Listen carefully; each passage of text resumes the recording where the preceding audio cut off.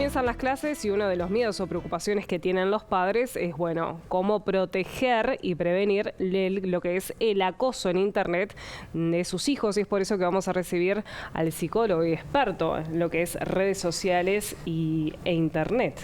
Roberto Baraguer, ¿cómo está? Buen mediodía. Muchas gracias por la invitación. Tema complicado, complejo. Sí, criar hijos es complejo, ¿no? Criar hijos con redes es un poquito más complejo porque no tenemos mucha noción, digamos, los vieja escuela, los que crecimos en la vereda y en la calle, en el cara a cara, no tenemos muchas herramientas vividas, ¿no? Que eso siempre te da un plus para entender estas cosas. Entonces tenés que tratar de ir pescando, como, digamos, es lo que te relatan los padres, ¿no? Tratar de ir pescando, cuáles son las redes complicadas, a qué edades, ¿no? Comenzar, toda una serie de preguntas, digamos, basadas básicamente en el desconocimiento que hay, ¿no? De esa como otra cara del mundo adolescente que cada vez consume más tiempo, es decir, el tiempo en redes, el tiempo en Internet, es un tiempo que va increyendo, te diría que año a año, quinquenio a quinquenio, década a década, ¿no? Y que va haciendo que cada vez más los procesos de socialización se vayan más, se dirijan más y se desarrollen más en el ámbito de las redes, ¿no? Para bien y para mal. Un poco la pregunta inicial, en el caso para mal es que muchas veces, digamos, los fenómenos de acoso que antes se daban cara a cara, en una clase, en un pasillo, en un baño, que se siguen dando, ¿no? Pero muchas veces se inician en el ámbito de las redes sociales, ¿no? Y claro, y los padres como desconocen eso, como no saben, lo primero que tratamos de hacer todos, ¿no? Es decir, no participes más, ¿no? Como sacar eso peligroso. En realidad, esa no es hoy una solución porque los jóvenes hoy socializan en las redes sociales y te diría que casi que lo necesitan como el oxígeno porque es parte de la socialización, ¿no? Lo que uno tiene que entender es, digamos, que en esos procesos de socialización se vierten características personales, características grupales, características también generacionales que hacen que uno de repente, igual que pasaba antes, no esté al tanto de lo que está sucediendo, pero sí puede tener el correlato en cómo están nuestros hijos, ¿no? Y ese es el termómetro principal. Para saber que están bien, para saber que están más o menos, o para saber que están mal, que es por acoso o que es por otra cosa. Es decir, cuando uno ve que hay cambios de conducta, que hay cambios de hábitos, ¿no? Que hay un mayor nerviosismo, que hay una tendencia, por ejemplo, en el caso del ciberacoso, a estar prácticamente pendientes 24/7 de lo que sucede acá, pero no con disfrute, sino con, ese estado de nerviosismo, de ansiedad. Porque vos imaginate que, lo que yo siempre digo, un acoso cara a cara era visible por un número acotado de personas, ¿no?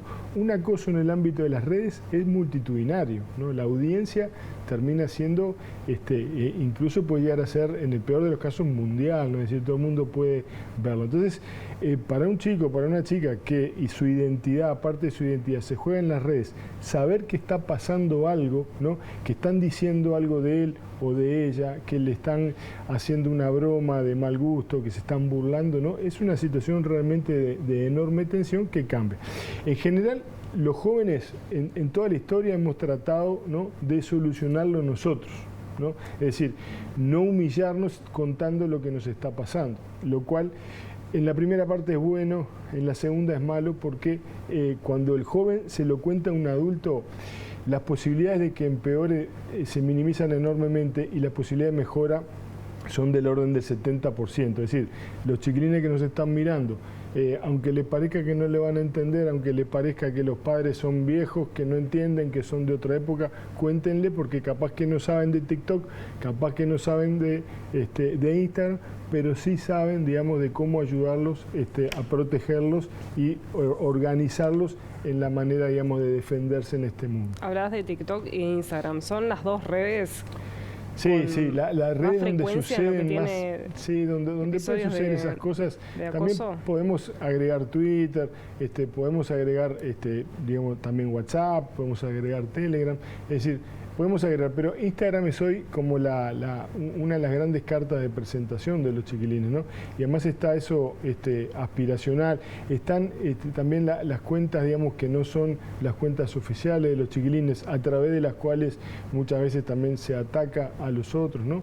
Claro. Digamos, hay muchos ámbitos por los cuales se pueden dar. ¿Qué se recomienda a los padres? ¿Que tengan cuentas limitadas, que no las tengan abiertas? Yo te diría, cuando son niños, antes de la pubertad, no hay ninguna necesidad que las cuentas sean abiertas, no hay ninguna. Es decir, las cuentas deberían ser privadas. Ya en la adolescencia está bien que se vayan abriendo, ¿no? A sabiendas de que una vez que uno se expone, una vez que uno se muestra, digamos, uno está sujeto a las alabanzas y a las críticas, a los halagos, ¿no?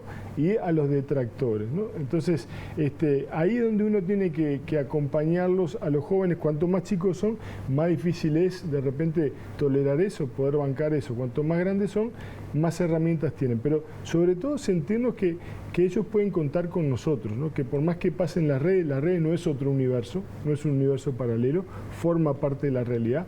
Poder hacer tema de eso es importante, no para controlar, sino para saber, digamos, en qué están, qué es lo que sucede. Es decir, básicamente te diría, es estar cerca de los chiquilines, tener buen nivel de comunicación y tener sobre todo un diálogo de ida y vuelta para poder acompañarlos, guiarlos en algunas cosas y estar cuando las cosas no salen bien. Mira, por ejemplo, yo tengo 38 años. Mi primer celular fue en el liceo. Hoy es en la escuela. Hoy comienza a finales de la escuela y cada año va bajando, casi que no cada año, pero cada 2 o 3 años va bajando un nivelcito. Es decir, hoy me decía un papá, chiquilines de cuarto año, ya la gran mayoría de escuela pública tienen celular, ¿no? ¿Es recomendable eso? Bueno, es decir, el tema es que cuando son chicos tienen menos posibilidades, digamos, de manejarlo adecuadamente, ¿no? Entonces, en muchos casos no va a pasar nada, en muchos casos hasta es necesario, pero por necesidad real, digamos, están solos, tienen que comunicarse, pero en muchos casos no hay necesidad y es solamente, digamos, porque todos tienen, ¿no? Y porque todos tienen y empiezan a generar esas conductas. Eso lo hablamos, digamos, en producción hoy temprano de mañana, de sentirse que pertenecen a un grupo, ¿no? No excluidos. Sí, porque, de que no viven en una burbuja. También es cierto, ¿no? Entonces, siempre, vos decías 38, yo tengo 55.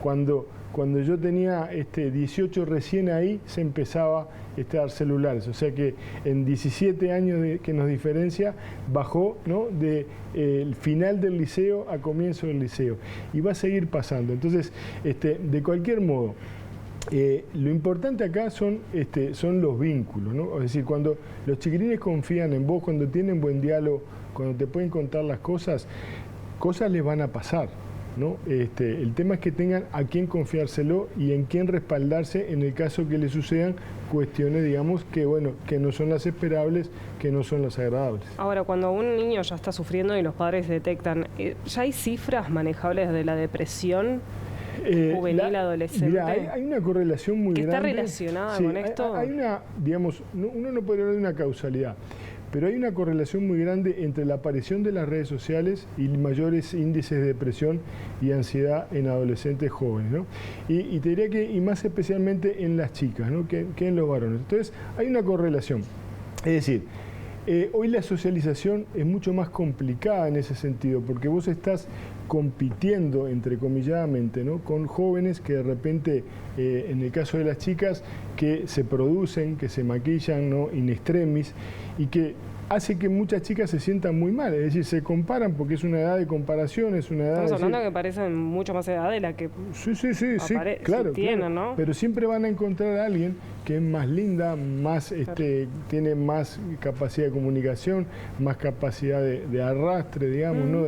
Entonces, hoy se vive en un mundo donde es como si vos fueras a jugar al fútbol, digamos, y cada vez que fueras a jugar a la canchita del barrio estuviera Messi, ¿no? Es decir, bueno, vas a perder, o sea, es difícil que ganes, ¿no? Esto es más o menos lo mismo, ¿no? Es decir, hay una comparación que hace que sea más difícil la socialización para las jóvenes, que haya una presión mucho mayor por la belleza, ¿no?